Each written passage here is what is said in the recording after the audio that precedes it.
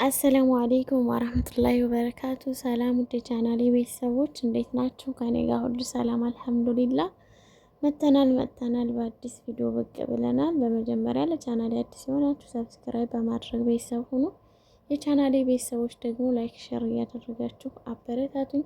እንግዲህ ምሳሌ ክፍል 61 እንደተመለከት ነው ኤፍራታና ማህሌት ብሩክ እንደሌለ አውቀው ብሩክ ጋር ሄደው እቃዬን ልውሰድ በሚል ስበብ ብሩክ እንግዲህ ሳጥን ውስጥ ያስቀመጠውን እናቱ የሰጠችውን ውድ ወርቆች ያሉበትን ቦታ ስለምታውቅ ማህሌት ቅድስትን አስገድዳ ለማስከፈት ሞክራ ነበር። ነገር ግን ቅድስት ሲመጡ ወደ ቤት ስላየቻቸው በመስኮት በረንዳ ላይ ሆና ስላየቻቸው እንግዲህ ቀድማ ወጥታ ቁልፉን ይዛ ወጥታ ነበር። እነሱ ከገቡላት በኋላ በሩን ዘግታባቸው የሆነ የምታውቀው ፖሊስ ነበር፣ ወደ እሱ ጋር ሄዳለች። እንግዲህ ቅድስት ጀግና ሆናለች።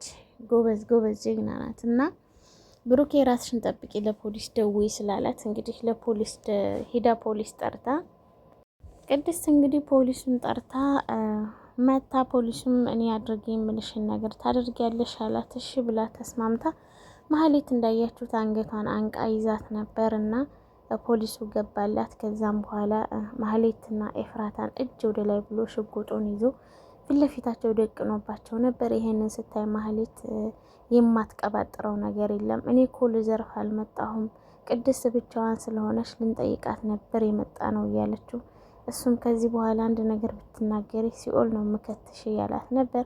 ማህሌትን በጣም ፈርታለች። እንደዚህ ካሰቃያቸው በኋላ እጅ ወደ ላይ ብሎ እጃቸውን ካሰረ በኋላ ወደ ፖሊስ ጣቢያ ይዟቸው ሄዷል ማለት ነው። ሞገስም እንግዲህ ቅድስት ቤት ብቻዋን መሆኗን ስላወቀ ያው እንግዲህ ሊጠይቃት ሄዶ ነበር። እሷም ኤፍራታና ማህሌትን አሳሰርኳቸው እኮ እያለችው ነው። እንዴ ረባከሽ እንዴት በምን ምክንያት እንዴት አሳሰርሻቸው እያላት ነበር። እሷም እንግዲህ ያው ብሩክ እንደሌለ ስላወቁ መጥተው ነበር ሊያጠቁኝ፣ በዛ ላይ ደግሞ ዘርፈው ሊሄዱ ነበር እያለችው፣ እንዴ ደፍረው መጡ እያላት ነበር። እሷም አዎ ደፍረው መጥተው ነበር፣ ግን የሆነ ምግባባው ፖሊስ ስለነበረ ፖሊሱን ሂጄ አምጥቼ አድርግ ያለኝን ነገር በሙሉ እያደረኩለት ገብቶ ይዟቸው ሄደ፣ ታስረዋል አለችው። በጣም ደስ ያለው ሞገስም ያው እንግዲህ ማህሌት ጥላቱ አይደለች ታውቃላችሁ፣ እና በመታሰራቸው ደስ ብሎታል። እና ቅድስትን አንዳንድ ነገር እያወራት ነበረ። ብሩክ ደውሏል እያላት እንግዲህ ምሳሌም የመዳን እድሏ 70% ነው 30% ነው ብሏል እያለችው ነበር። ይሄ ማለት እኮ ላትድን ትችላለች እየተባባሉ ነበር። እንግዲህ እስከዛሬ የጠብቃት ፈጣሪ ይጠብቃት፣ ልጁ ድናለት ትምጣ። ብሩክ ምሳሌ ካልዳነችለት የሚሞት ሁሉ ይመስለኛል እያለች ነበር። በዚህ መሀል እንግዲህ ክብርሽን አሳልፈሽ ልሰጭ እንደነበረ ግን ብሩክ ያውቃል እያላት ነበረ። እሷም አያውቅም እያለችው ነበር። እንግዲህ ብሩክን እንደምትወደው አውቆባታል ሞገስ እና ምሳሌ ታክማለች ስትመጣ እንደምንም ብለሽ በቃ አግቢው እያላት ነበረ ማለት ነው። ከዛም እንግዲህ ፖሊሱ ማህሌትን አንዳንድ ጥያቄ ጠይቃት ነበር።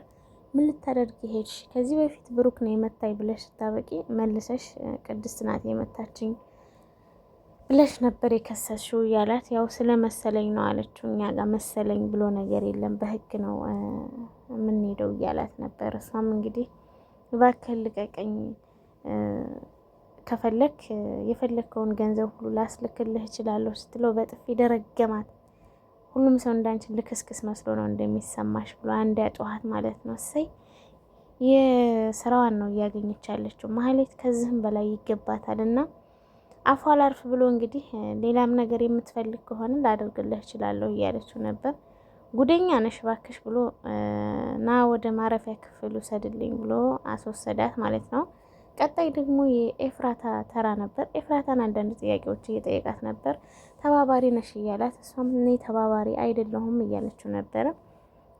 ተባባሪ ማነሽ? ስለ ማህሌት የምታውቂውን ነገር በሙሉ ንገሪኝ እያላት፣ እሷም እንግዲህ ለመናገር ፈርታለች። አንዳንድ ነገር እየነገረችው ነበር፣ ግን በደንብ ንገሪኝ፣ የምታውቂውን እያንዳንዱ ነገር ከነገርሽኝ እለቅሻለሁ፣ ቃል እገባልሻለሁ፣ ቃሌን ደግሞ አላጥፍም እያላት ነበር። እባክህን ነገርኩህ አይደለ ቅያሬ ልብስ እንኳን የሚያመጣልን ሰው የለም ልቀቀን እያለችው እሱም እንግዲህ ያው የሚፈልገውን አይነት መልስ ስላልሰጠችው ወደ ማረፊያ ቤት ውሰዱልኝ ብሎ እሷንም ወደ ማረፊያ ቤት አስገብቷታል ማለት ነው። እንግዲህ ሉላና ዝና እንደተለመደው ጭቅጭቅ ይዘዋል። ሉላ ዝና ሁሌ እንደዚህ እያደረጋት እየተጫወተባት ያለ ፍላጎቷ ሳትወደው ወዳለሁ እያለች መኖር ሰልችቷታል። ሁሌ ታሽጎ መኖር ሰልችቷታል እና የመጨረሻ ደረጃ ላይ ውሳኔ ላይ ደርሳለች እና ትወልጅልኛለሽ እያላት ነበር። እሷም እሺ ችግር የለውም ወልድልሃለሁ እያለችው፣ በዚህ መሀል እንግዲህ በጣም ደክሞኛል ዛሬ ጀርባዬን እሽልኝ እያላት ነበረ። እሺ ብላ ጀርባውን ያሸች አስመስላ እንግዲህ ወደ ኋላ ዙሮላት ነበርና ያሰች አስመስላ ብረት አስቀምጣ ነበር። በዛ በብረት እንግዲህ አንስታ ከቅንጭላቱ ስር ደንደሱን ብለዋል። ሉላ ጀግና ብያታለሁ። እና በዛ መሀል እንግዲህ ያልሆነ ቦታ መጥተዋለች እና ሊነሳ አልቻለም። እሷም ከዚህ በኋላ ግን ብታገኘኝ ራሱ ሞቼ ነው እያለችው ነበረ። አምልጣለች እንግዲህ ሩጣለች ከመታችሁ በኋላ። እዚህ ጋር ደግሞ ሞገስ ለዳጣ ስልክ ደውሎ በቃ አንቺ ቤተሰብ እንዳለሽ ስታውቂ ተውሽን ማለት ነው እያላት ነበር። እሷም አረ ብሩኬ እንደዛ አትሰብ፣ እናንተን የሚተካልኝ የለም፣ በራበኝ ሰዓት አብልታችሁኛል፣ በቃ ፍቅርን ሁሉን ነገር አሳይታችሁኛል እያለችው ነበረ። በዚህ መሀል እንግዲህ ዳጣ ጋር እያወራ እያለ በመሀል ስልክ እየገባበት ነበረ። ሲያነሳው ሉላ ናት። ሉላም እንግዲህ አለሽ እያላት ነበር። አለመኖር ይሁን አለሁ፣ ግን መጥፎ ሁኔታ ላይ ነው ያለሁት። እኔ ዝናን መትቼው አምልጬዋለሁ፣ ተደብቄ ነው ያለሁት እና ምናልባት ሞገስ ደብቋት ነው ብሎ ስለሚያስብ አንተን ሊያጠቃህ ሊመጣ ስለሚችል ራስን ጠብቅ እባክህ እያለችው ነበር። እሱም ካገኘሽ ይገልሻል፣ እባክሽ የት ነው ያለሽው ልምጣልሽ እያላት አልፈልግም አለችው።